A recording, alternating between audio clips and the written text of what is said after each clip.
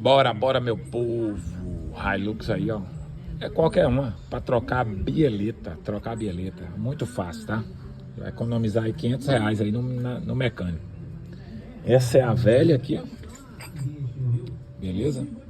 Muito simples. Tirou a roda aqui, ó. Tirou a roda. Só folgar esse parafuso aqui.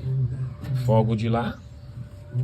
Vem com o martelinho aqui, ó. Aí você vai batendo, essa bieleta vai sair.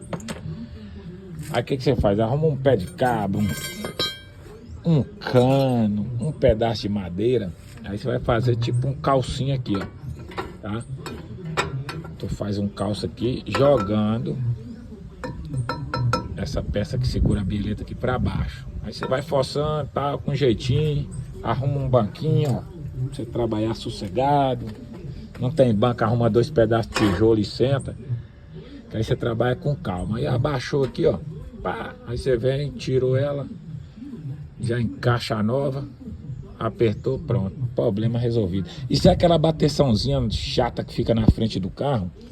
Aí você acha que é amortecedor e não é. Apesar que também essa bucha aqui, ó, eu troquei ela.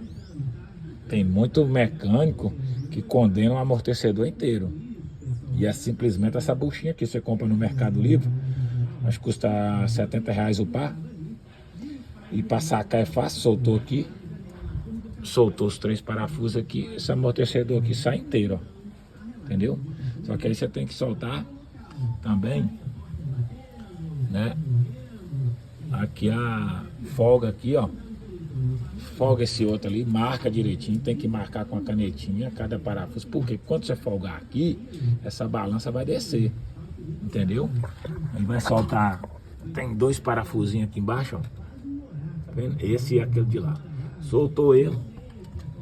Essa balança desce. Tu encaixa o amortecedor no lugar de novo. Beleza? Vamos embora, meu povo. Mas a função aqui é bieleta, tá? Eu acabei entrando em outro assunto aí de amortecedor. Mas o amortecedor também para trocar é molezinha, molezinha.